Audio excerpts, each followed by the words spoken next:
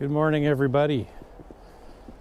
It is a foggy morning, foggy, wintry, snowy morning. So I've got the 8x10 all set up. I got 2 sheets of CatLABS. I've already taken the 2 pictures, and I will explain how I exposed for this scene, and then I'll show you the camera setup. I based my exposure on this tree here. I place it on zone 4, a bit higher than normal. That's okay.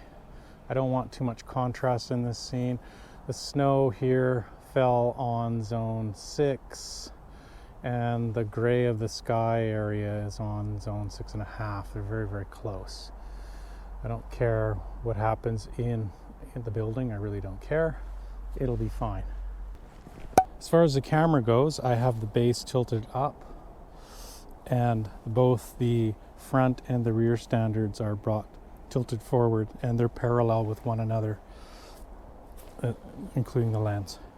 The lens is a 355G Claron, gives me the composition that I want, and I sussed out my composition with my now collapsible and portable viewfinder. I think it's time for a new one. I've had this one for over 30 years.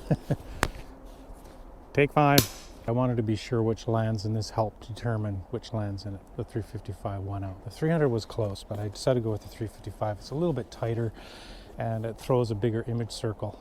That's it for the camera movements. I have no swings involved. For those 2 sheets of film, one sheet I'm going to develop in Xstall 1:1, so I had to shoot it at an EI of 32. Now, when I was developing the CatLABS in the PC12, or pardon me, the PC512, I shot it at EI 32, and I ended up with a bulletproof negative. Well, holy smokes. So I shot another sheet, just testing, and it seemed like the ISO of 80 that CatLABS markets this film as seemed correct. So for the second sheet of film, that is what I did. I exposed it at EI 80, EIO 80, and I'm going to develop in the PC 512. I've already taken the pictures, but I didn't want to miss this chance. Like I said, I rarely get the opportunity to photograph here or anywhere in fog or mist, whatever you want to call it. So anyways, I'm going to pack up, go home. I have to make breakfast because I didn't have an opportunity to make breakfast. I'll probably make breakfast for my wife because she comes with me a lot, and she's such a patient person, and I love her to bits for that. I couldn't have asked for a better partner. Anyways, I'm going to make her breakfast, and I'll see you guys in the dark room. Take care.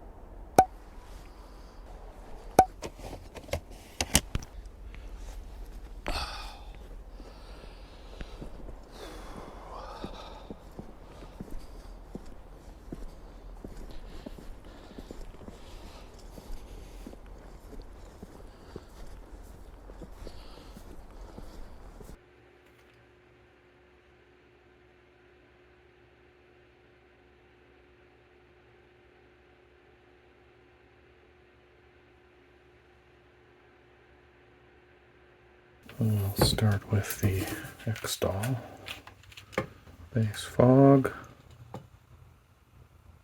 0.10, and my Dmax is obviously in the snow, which isn't very high. 0.99, 0.99, 101, and my tree thinnest is about 0.70. That's very thin. I mean, it's not even worth printing. Let's check the FX55. Team base fog 0.14, so it's a touch higher. And my Dmax 1.41, 1.42. Let's check this part here. 0.84, 84, and 1.43. So the density range is about what? 0.59. That's really short. No way I'm going to bother to make a carbon print. I might just go ahead and try and make a kallitype of this.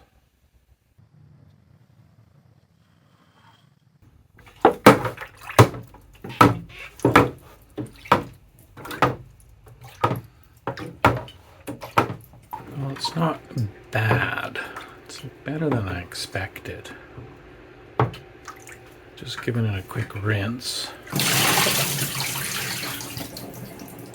I'm going to do a quick gold toning just to see what happens. Let's darken up a little bit.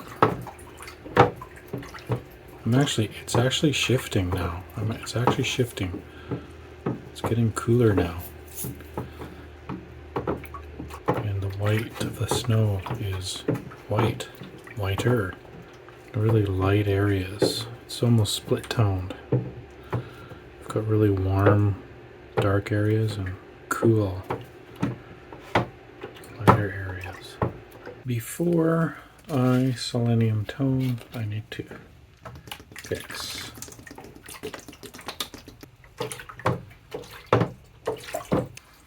Okay, let's see if selenium will kick out some of that pinkiness.